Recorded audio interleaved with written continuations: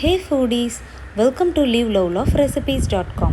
இன்றைக்கி நம்ம சேனலில் நம்ம பார்க்க போகிற ரெசிபி என்னன்னு பார்த்தீங்கன்னா ஒரு சூப்பரான எல்லாருக்குமே ஃபேவரட்டான பெங்காலி டெசர்ட் ரஸ்மலாய். இந்த வீடியோவில் ரஸ்மலாய் எப்படி செய்கிறதுன்றதை பற்றியும் அடுத்த வீடியோவில் ரஸ்மலாய் வச்சு எப்படி ஒரு பர்த்டே கேக் ரெடி பண்ணுறது அப்படின்றதையும் பார்க்கலாம். வாங்க இப்போ வீடியோக்குள்ளே போகலாம். ஃபர்ஸ்ட் ரஸ்மலாய்க்கு தேவையான ரஸ் ரெடி பண்ணிக்கணும். அதுக்கு நான் இன்றைக்கி பார்த்திங்கன்னா Amul gold extra cream milk எடுத்திருக்கேன். நீங்கள் ஃபுல் க்ரீம் மில்க் எடுத்துக்கிட்டால் ஓகேவாக இருக்கும். இப்போது 3/4 லிட்டர் அளவுக்கு பாலை ஆட் பண்ணிவிட்டு அதை மீடியம் ஃப்ளேமில் வச்சு நல்லா கொதிக்க விடுங்க. பால் நல்லா சுண்டணும், விச் மீன்ஸ் ரொம்ப திக்காகவும் இருக்கக்கூடாது, ரொம்ப பால் தின்னாகவும் இருக்கக்கூடாது, அதாவது தண்ணியாகவும் இருந்துடக்கூடாது, அந்த அளவுக்கு இருக்கணும். இதில் ஒரு பிஞ்ச் அளவுக்கு சாஃப்ரானை ஆட் பண்ணி நல்லா கலந்து விடலாம். சாஃப்ரான் நல்ல வாசனையும் தரும், அதே சமயத்தில் கலரும் நம்மளுக்கு தரும். இப்போது 1/4 டீஸ்பூன் அளவுக்கு ஏலக்காய் தூள் ஆட் பண்ணிக்கலாம். உங்ககிட்ட சாஃப்ரான் இல்லை அப்படின்னா நீங்கள் ஏலக்காய் தூள் மட்டுமே ஒரு 1/2 டீஸ்பூன் அளவுக்கு ஆட் பண்ணிக்கிட்டிங்கன்னா நல்ல வாசனையாக இருக்கும். இப்போது எல்லோ ஃபுட் கலர் ஒரு ஃபியூ ட்ராப்ஸ் ஆட் பண்ணிக்கிட்டோம் அப்படின்னா நம்மளுக்கு நல்லா கலர் கிடைக்கும், அந்த எல்லோ கலர் கிடைக்கும், அதனால் ஆட் பண்ணிக்கிறோம். இப்போது ஃபுட் கலரையும் ஆட் பண்ணிவிட்டு இதை நல்லா கலந்து விட்டுக்கலாம். ஃபுட் கலர் ஆப்ஷனல் தான், உங்களுக்கு வேணும்னா நீங்கள் ஃபுட் கலர் ஆட் பண்ணிக்கலாம், இல்லைன்னா விட்டுறலாம். இப்போது இதை நல்லா ஒரு மீடியம் ஃப்ளேம்லேயே கொதிக்க வச்சுட்டே இருங்க. 3.5 டேபிள் ஸ்பூன்ஸ் அளவுக்கு இதில் சுகர் ஆட் பண்ணிவிட்டு நல்லா கலந்து விட்டுறலாம்.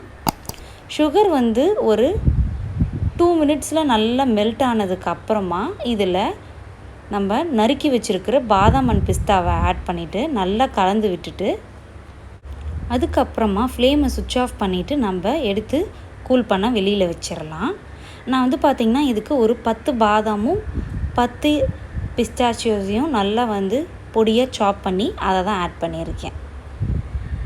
இப்போது இது எல்லாமே சூடில் சூப்பராக நம்மளுக்கு ரெடியாகி வந்துடும். நம்ம இப்போது ரஸ்மலாய் செய்கிறது எப்படின்றத பார்க்கலாம். மீன்வயலில் இப்போது ரஸ்மலாய் செய்கிறதுக்கு 1.5 லிட்டர் அளவுக்கு ஃபுல் க்ரீம் மில்கை நம்ம ஒரு நல்லா அகலமாக இருக்கிற சாஸ்பேனில் ஆட் பண்ணிக்கலாம்.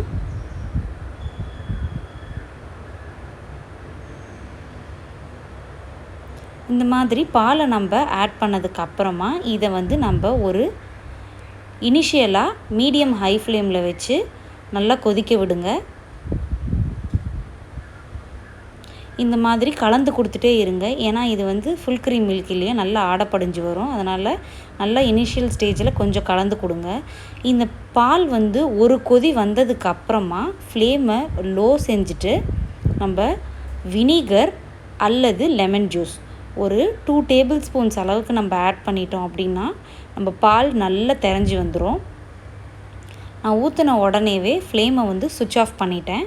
சுவிட்ச் ஆஃப் பண்ணிவிட்டு இந்த மாதிரி நம்ம நல்லா கலந்து விட்டுக்கிட்டே இருந்தோம்னாலே நம்மளுக்கு நல்ல பால் திரஞ்சு அழகாக நம்மளுக்கு இந்த காட்டேஜ் சீஸ் கிடச்சிடும். உங்களுக்கு பார்த்தாலே தெரியும் பால் இப்போ சூப்பராக திரஞ்சு வந்துருச்சு. நான் நார்மலாக நம்ம நூடுல்ஸ்லாம் செய்கிறதுக்கு யூஸ் பண்ணுவோம் இல்லையா, ஹக்கா நூடுல்ஸ் செய்கிறதுக்கு யூஸ் பண்ணுற ஒயிட் வினிகர் தான் யூஸ் பண்ணியிருக்கேன். இப்போ எல்லாத்தையும் நல்லா கலந்து விட்டதுக்கப்புறமா பாருங்கள் நல்லா நம்மளுக்கு பிரிஞ்சு வந்துருச்சு. இப்போது இதை ஒரு பவுல் அண்ட் ஃபில்டரை வச்சு அது மேலே நம்ம ஒரு காட்டன் கிளாத் அல்லது சீஸ் கிளாத் ஆட் பண்ணிவிட்டு அதில் நம்ம வடிகட்டி எடுத்துக்கலாம். இதை வடிகட்டும் போது நீங்கள் மனசில் வச்சுக்க வேண்டியது என்னென்னா, ரொம்ப அழுத்தம் கொடுத்து புழியக்கூடாது, ஜென்டிலாக ஸ்க்வீஸ் பண்ணிவிட்டு எடுத்துருங்க. இப்போ பாருங்கள், நம்ம வினிகர் அல்லது லெமன் ஜூஸ் ஆட் பண்ணோம்னா அந்த கொஞ்சம் புளிப்புத்தன்மை இருக்கும், அது போகிறதுக்காக நார்மலான வாட்டரை வச்சு ஒரு தடவை கையாலேயே இந்த மாதிரி ரின்ஸ் பண்ணிட்டோம் அப்படின்னா நம்மளுக்கு அந்த ஃப்ளேவர் தெரியாது, லெமன் ஜூஸ் ஆர் வினிகரோட ஃப்ளேவர் தெரியாது ரஸ்மலாயில். அதனால தான் இதை பண்ணுறோம். ரொம்ப அழுத்தி புளியக்கூடாது, ஜென்டிலாக நீங்கள் ஸ்க்வீஸ் பண்ணிவிட்டு இதை வச்சிட்டாலே நம்மளுக்கு கரெக்டாக இருக்கும். ஏன்னா இந்த பன்னீர் இப்போ இருக்குது இல்லையா, இதில் சுத்தமாக ட்ரை ஆகிடுச்சு அப்படின்னா நம்மளுக்கு உருண்டை பிடிக்கிறதுக்கு ரொம்ப கஷ்டமாக இருக்கும். அதனால இதில் கொஞ்சம் தண்ணி இருக்கிற மாதிரி பார்த்துக்கோங்க. இந்த மாதிரி ஒரு 10 மினிட்ஸ் ஒரு வெயிட்டை வச்சுட்டு விட்டுட்டிங்க அப்படின்னா நம்மளுக்கு ஓரளவுக்கு வடிகட்டி வந்துடும். இப்போ பாருங்கள் 10 மினிட்ஸ்க்கு அப்புறம் பிரிக்கிறேன். இதில் ஓரளவுக்கு மாய்ஸ்சரோட அழகாக இந்த மாதிரி தயாராகிடுச்சு பாருங்கள். இப்போது இதை நம்ம வந்து கையிலேயே நல்லா அழுத்தம் கொடுத்து பிசைஞ்சிக்க வேண்டியதுதான். இப்போது இதில் ஒரு 1.5 டேபிள் ஸ்பூன்ஸ் அளவுக்கு மைதா மாவை ஆட் பண்ணிக்கலாம். இது நல்லா வந்து நம்மளுக்கு பைண்டிங்க்கு ஹெல்ப் பண்ணும். அதனால தான் நம்ம இதை ஆட் பண்ணுறோம். இப்போது மைதாவையும் ஆட் பண்ணிவிட்டு எல்லாத்தையும் நல்லா சேர்ந்து கலந்து விட்டுக்கலாம். இந்த மாதிரி நீங்கள் கண்டினியூஸாக ஒரு 10 நிமிஷம் அழுத்தி நீட் பண்ணிங்க அப்படின்னா தான் நம்மளுக்கு வந்து இது வந்து சூப்பராக வந்து ரவுண்டு பிடிக்கிறதுக்கு வரும். நம்மளுக்கு இல்லைனா வந்து கிராக்ஸோடு இருக்கிற மாதிரி இருக்கும். நான் உங்களுக்கு வந்து பின்னாடி இருக்கிற வீடியோவில் நான் வந்து இன்கேஸ் இது ரொம்ப மாய்ஸ்சர் இல்லாமல் ட்ரையாக இருந்தது, பிரிட்டிலாக இருந்தது அப்படின்னா என்ன பண்ணுன்றதையும் சொல்லியிருக்கேன். வீடியோவை கண்டினியூஸாக வாட்ச் பண்ணுங்கள். இப்போ பாருங்கள், இந்த மாதிரி நம்மளோட உள்ளங்கையை வச்சு நல்லா அழுத்தி நீட் பண்ணோம் அப்படின்னா நம்மளுக்கு இந்த மாவு எல்லாமே ஒன்று சேர்ந்து திரண்டு வரும்.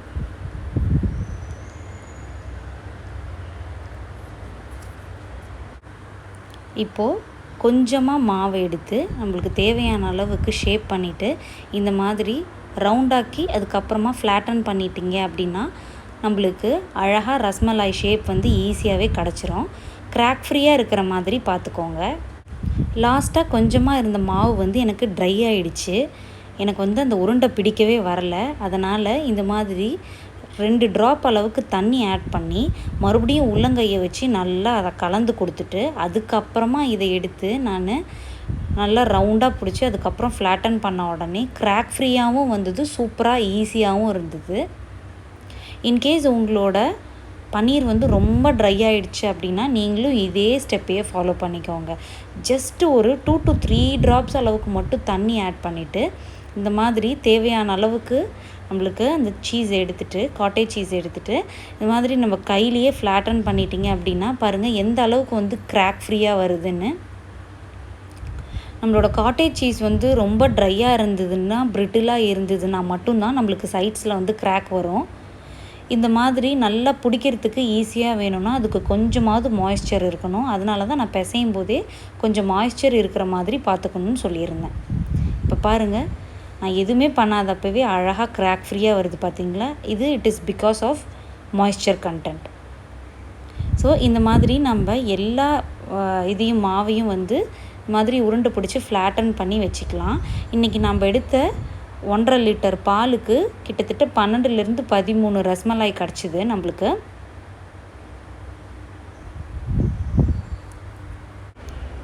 இப்போது இதுக்கான சுகர் சிரப்பை ரெடி பண்ணிடலாம். அதுக்கு ஒரு சாஸ்பேனில் 1.5 கப் அளவுக்கு சுகரை ஆட் பண்ணிக்கலாம். 1.5 கப் அளவுக்கு சுகர் ஆட் பண்ணிவிட்டு கூடவே இதுக்கு 3.5 கப் அளவுக்கு நான் வாட்டர் ஆட் பண்ணிக்கிறேன். நார்மலாக ரூம் டெம்பரேச்சரில் இருக்கிற வாட்டரையே ஆட் பண்ணிக்க வேண்டியதான். 3 கிளாஸ் அளவுக்கு வாட்டர் ஆட் பண்ணியாச்சு. இப்போது ஒரு 1/2 கிளாஸ் அளவுக்கு எக்ஸ்ட்ராவாக வாட்டர் ஆட் பண்ணிவிட்டு இந்த சர்க்கரையை நல்லா கரைச்சி விட்டுறலாம். இந்த மாதிரி ஒரு ஸ்பேச்சுலா வச்சு நல்லா கலந்து விட்டீங்க அப்படின்னா நம்மளோட சுகர் வந்து சீக்கிரமாக மெல்ட் ஆகிடும். இது ஒரு மூடி போட்டு வச்சுருந்தீங்க அப்படின்னாலே நம்மளுக்கு கொஞ்ச நேரத்துலேயே கொதிக்க ஸ்டார்ட் ஆகிடும். இப்போது சிரப் இந்த மாதிரி நல்லா கொதி வர ஆரம்பிக்கும்போது நம்ம ரெடி பண்ணி வச்சுருந்த அந்த ரஸ்மலாய் எல்லாத்தையுமே பொறுமையாக ஒன்று ஒன்றா ஆட் பண்ணிடலாம். எல்லாத்தையும் ஆட் பண்ணதுக்கப்புறமா இதை நம்ம வந்து ஹை ஃப்ளேமில் ஒரு 10 மினிட்ஸ் மூடி போட்டு குக் பண்ணணும். இப்போ மூடி போட்டாச்சு. கரெக்டாக 10 மினிட்ஸ் ஹை ஃப்ளேமில் வச்சு மூடியோடு குக் பண்ணணும். நல்லா கொதித்து நம்மளோட ரஸ்மலாயெல்லாம் வந்து பார்த்திங்கன்னா டபுள் த சைஸ் ஆகிடும். ஒரு 10 மினிட்ஸ்க்கு அப்புறமா பாருங்கள் எந்த அளவுக்கு வந்து விகரஸாக கொதிக்குது அப்படின்னு. நம்மளோட ரஸ்மலாயெல்லாம் கிட்டத்தட்ட வந்து டபுள் த சைஸ் ஆகிடுச்சு. இப்போது லோ ஃப்ளேமில் வச்சு மூடி இல்லாமல் another 10 மினிட்ஸ் குக் பண்ணணும். ஸோ டோட்டலாக நம்மளுக்கு வந்து 20 மினிட்ஸ் வந்து இந்த ரஸ்மலாயை குக் பண்ணால் தான் இது நல்லா சாஃப்ட் அண்ட் ஜூஸியாக உள்ளார நல்ல சுகர் சிரப் இறங்கி சூப்பராக ரெடியாகி வரும். இப்போது எல்லாமே ரெடியானதுக்கு அப்புறமா பாருங்கள் இந்த மாதிரி ஒரு 2 லேடில் வச்சு சுகர் சிரப்பை ஸ்க்வீஸ் அவுட் பண்ணி விட்டுருங்க. ஸ்க்வீஸ் அவுட் பண்ணிவிட்டு இதை ஒரு பிளேட்டில் ஆட் பண்ணிக்கலாம். இப்போ எல்லா ரஸ்மலாயுமே ஸ்க்வீஸ் அவுட் பண்ணிவிட்டு இப்போ இந்த மாதிரி ஒரு பிளேட்டில் வச்சுட்டு நம்ம ஏற்கனவே ரெடி பண்ணி வச்சுருந்தோம் இல்லையா அதை இதில் ஆட் பண்ணிக்கலாம். நல்லா போதுமான அளவுக்கு இதை ஆட் பண்ணிவிட்டு இதை நம்ம ஃப்ரிட்ஜில் வச்சும் சர்வ் பண்ணலாம், அப்படியேவும் சர்வ் பண்ணலாம். ரொம்ப ரொம்ப டெலிஷியஸான டெசர்ட் சூப்பராக தயாராகிடுச்சு. அடுத்த வீடியோவில் இந்த ரஸ்மலாயை வச்சு எப்படி இந்த மாதிரி சூப்பராக ஒரு கேக் செய்யலான்றதை பார்க்கலாம். நீங்களும் இதை செஞ்சு பார்த்துட்டு எப்படி வந்ததுன்றதை கமெண்ட்ஸில் சொல்லுங்கள். இந்த சேனல் உங்களுக்கு பிடிச்சிருந்ததுன்னா மறக்காமல் சப்ஸ்கிரைப் பண்ணுங்கள். தேங்க்ஸ் ஃபார் வாட்சிங்.